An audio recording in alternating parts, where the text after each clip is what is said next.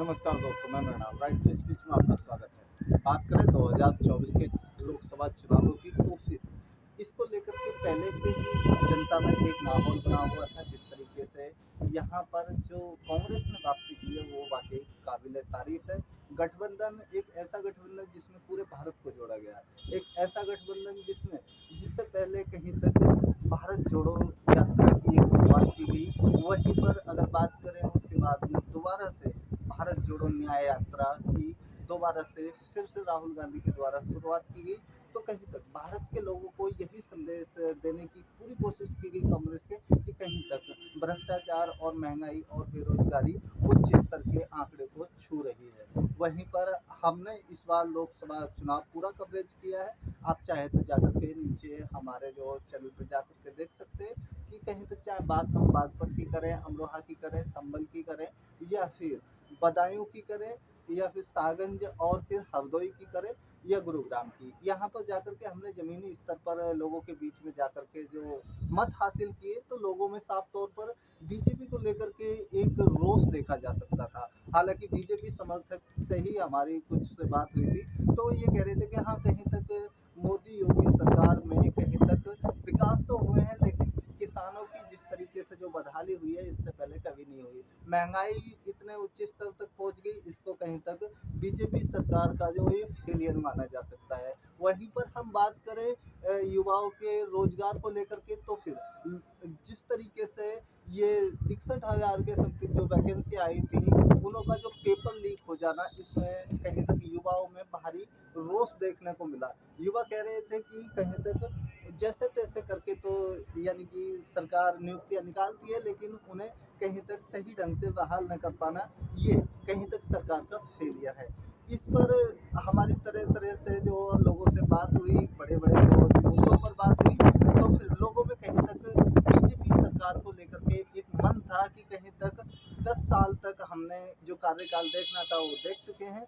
हालांकि धर्म की राजनीति और कहीं तक जाति विशेष के तुष्टिकरण की राजनीति और धर्म विशेष की तुष्टिकरण की राजनीति से लोग वास्तव में उब चुके थे।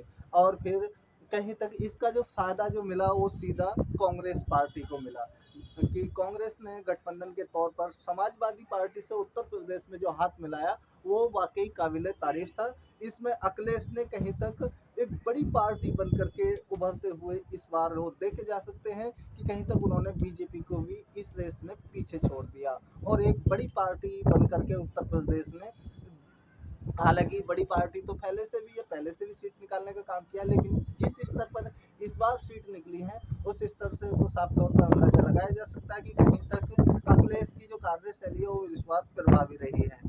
और बात करें वहीं पर बीजेपी के जो 80% जो यानी कि चुनाव से पहले जो 80% यानी कि नेता जो कि कुछ विपक्षी दलों को छोड़ करके बीजेपी में शामिल हुए थे, यहाँ पर उनको कोई लाभ नहीं मिल पाया। इसमें मात्र 10% लोगों को ही लाभ मिला, जबकि अब्दी लता के बारे में आप जान सकते हैं, क्योंकि हैदराबाद से असदुद्दीन ओवैसी के खिलाफ ये चुनाव लड़ रही थी, बीजेपी से उम्मीदवार थी। कहीं तक अपनी रैली के दौरान इन्होंने किस तरीके से एक यानी कि धार्मिक स्थल पर जा करके किस तरीके से एक पोज दिया, वो पोज इनका बहुत ही वायरल हुआ था। आज कहीं तक जो जीत का लता को जो सामना करना पड़ा है, वो कहीं तक इसमें लोगों को जो जीत चुभन साफ तौर पर देखी जा सकती थी कि एक बड़े अंतर से कहीं तक इनको हार का सामना करना पड़ा। वहीं बात करें नवनीत राणा की, नवनीत राणा जिस तरीके से महाराष्ट्र की राजनीति में एक दखल रखती है और फिर कहीं तक वो चुनाव लड़ रही थी, तो मंचों को शेयर करते हुए उनके मन में बस एक ही ख्याल रहता था, किसी तरीके से मुस्लिमों को कहीं तक टारगेट किया जाए। और जिस तरीके से उन्होंने मुस्लिमों को मंच से टारगेट किया, तो फिर पब्लिक ने इसका जवाब उन्हें दे दिया और उन्हें घर वापसी करा दी, कि कहीं तक उनकी राजनीति का कहीं तक विराम लग गया है। वहीं पर बात हम स्मृति ईरानी की करें, स्मृति ईरानी ने कभी भी आर्थिक मुद्दों पर चर्चा कभी नहीं की।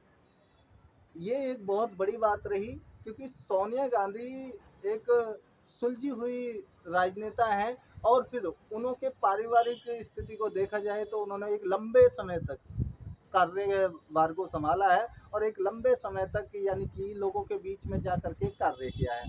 और इसी को अगर देखा जाए तो कहीं तक एक सुलझे हुए पर्सन कह सकते हैं। जिस तरीके से संसद में स्मृति ईरानी के द्वारा सोनिया गांधी के उपलक्ष्य में अभद्रता की गई, ये पूरे भारत ने देखा। और फिर कुछ लोग ये का मानना जो ये है कि स्मृति ईरानी उसी दिन हार गई थी जब उन्होंने कहीं तक सोनिया गांधी को अशब्द बोले थे और उन्हें उल्टा सीधा जो जी उनके साथ में बर्ताव किया था। तो कहीं तक बीजेपी की हार के कारण बहुत कुछ हो सकते हैं, जबकि उत्तर प्रदेश की इतना यानी कि कहीं तक राम मंदिर की मैं बात करूं कि अयोध्या वासियों को राम मंदिर दिया। और फिर अयोध्या के इंफ्रास्ट्रक्चर की बात करें तो वहां पर कहीं तक रेलवे स्टेशन का पुनर्निर्माण करा करके उसको भव्य बनाने का काम किया, एयरपोर्ट देने का काम किया। कहीं तक इन्होंने अयोध्या को चमकाने का काम किया। लेकिन कमी कहाँ रह गई? क्या कमी यहाँ पर रह गई कि कहीं तक बाबरी मस्जिद को गिरा करके इन लोगों ने कहीं तक एक वोट लेने का जिस तरीके से काम किया था, एक धर्म विशेष पर कि भी मंदिर बना देंगे और बस हो गया।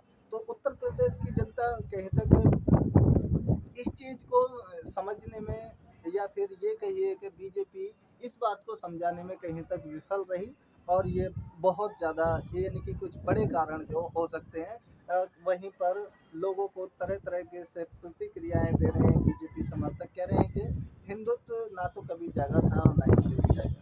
लेकिन बात यहाँ पर आर्थिक मुद्दों की हो रही है, जो कि देश के यानी कि एक सिस्टम को चलाने के लिए आर्थिक स्थिति का होना बहुत ज़रूरी है। जीडीपी की बात करें तो फिर ये कभी तक ग्रोथ नहीं कर पाई। वहीं पर जीएसटी का थोप देना, नोटबंदी, बहुत सारे ऐसे मुद्दे। हालांकि बीजेपी इस बार सत्ता पक्ष में तो खैर आ सकती है, पर लेकिन बात वही है कि विपक्ष इस बार कहीं तक बराबरी पर है। और फिर विपक्ष कभी नहीं चाहेगा कि वो राजनीति, वो समीकरण दोबारा से पैदा हो जो जनता ने इस बार जो नकार दिया है। अगर जनता अगर समर्थन देती तो फिर नरेंद्र मोदी की मैं बात करूं, नरेंद्र मोदी कहीं तक 1.5 लाख के अंतर से इस बार जीते हैं। ये वही नरेंद्र मोदी हैं जो कि वाराणसी का इन्होंने वाराणसी को गोद लेने के साथ साथ वहाँ की हिंदू संस्कृति कल्चर को एक नया मोड़ दिया। वहाँ पर आप यकीन नहीं करोगे कि दीपावली पर किस तरीके से पूरे वर्ल्ड के अंदर यानी कि एक दिया उत्सव जब होता है दीपावली पर, तो इन्होंने ये वर्ल्ड रिकॉर्ड बनाने का काम करते हैं। मगर लेकिन वहाँ की जनता ने भी इन्हें 1.5 लाख वोटों के अंतर से ही जिताने का काम करा है। ये कहीं तक प्रधानमंत्री नरेंद्र मोदी की हार देखी जा सकती है।